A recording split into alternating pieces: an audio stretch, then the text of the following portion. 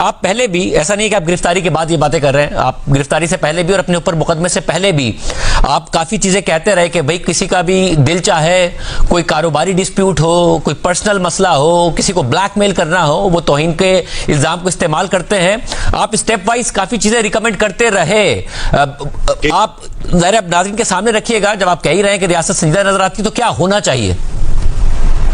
ہونا یہ چاہیے کہ مستقبل میں پہلی تو بات ہے, جو میری پہلی ڈیمانڈ یہ ہے کہ تمام جو اس طرح کی توہین مذہب کی دفعات ہیں ان میں توبہ کی شک شامل کی جائے. دیکھیں سورۃ الفرقان کی آیت نمبر 68 سے 70 کے درمیان اللہ تعالیٰ نے پلانٹ ارتھ کے تینوں سب سے بڑے گناہ گنوائے ہیں. نمبر 1 شرک, نمبر 2 قتل ناحق, اور نمبر 3 بدکاری. اور اس کے بعد فرمایا کہ اگر کوئی ان سے بھی توبہ کر لے تو ہم اس کے گناہوں کو بھی نیکیوں سے بدل دیں گے.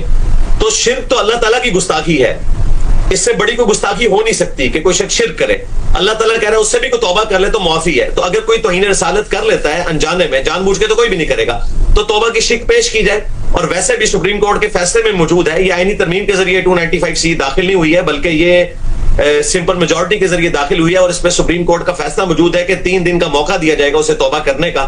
لیکن یہاں پہ تو موقع نہیں دیا جاتا ہے, FIR کاٹ کے اس کو ہمیشہ کے لیے اندر داخل کر دیا جاتا ہے. اور پھر جو عوام کے جتھے جو ہیں وہ چڑھ دوڑتے ہیں ایسے لوگوں کے اوپر, ان کی فیملیز کی لائف کو ونریبل کر دیتے ہیں. تو اس میں نے ایک تو یہ ہے کہ توبہ کی شک شامل ہو. اس کے بعد اس قسم کا کوئی کیس رپورٹ ہوتا ہے تو پولیس کا کام ہے کہ وہ پینک نہ کرے.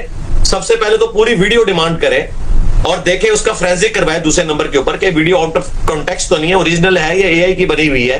یہ بھی ہو جائے تو تیسرے نمبر کے اوپر اس شخص کی جو ہے وہ علماء کے ساتھ باقاعدہ میٹنگ سامنے کروائی جائے اور وہ اپنا مدعا ان کے سامنے بیان کرے. اور اگر وہ کہتا ہے کہ میری زبان سے یہ سلپ آف ٹنگ ہوا ہے, سبقت لسانی ہوئی ہے, یا میں یہ بات یہ نہیں کہنا چاہ رہا تھا یہ نکل گئی, اس کا کانٹیکسٹ یہ تھا اور میں اس کے اوپر رجوع کرتا ہوں, تو وہاں پہ معاملہ ٹھپ ہو جانا چاہیے. FIR تو کٹنی نہیں چاہیے. FIR کا مطلب لوگ سمجھتے ہیں کہ اس نے جرم کر دیا, حالانکہ FIR کا تو مطلب ہے فرسٹ جو ہے انفارمیشن رپورٹ, نہ کہ یہ کہ اس نے کر دیا. تو یہ سٹیپس طے کیے جائے. اس کے بعد یہ چاروں سٹیپس جب طے ہو جائیں تو پھر FIR کی طرف جانا چاہیے. اور میں آپ کو دعوے سے کہتا ہوں یہ پہلے دوسرے سٹیپ کے اوپر ہی ساری FIR فارغ ہو جائیں گی. FIR کبھی بھی نہیں کٹے گی. پاکستان میں کوئی نان مسلم بھی نہیں سوچ سکتا کہ وہ اللہ کے محبوب صلی اللہ علیہ وآلہ وسلم کے بارے میں کوئی نازیبا الفاظ اپنی زبان کے اوپر لے کے آئے.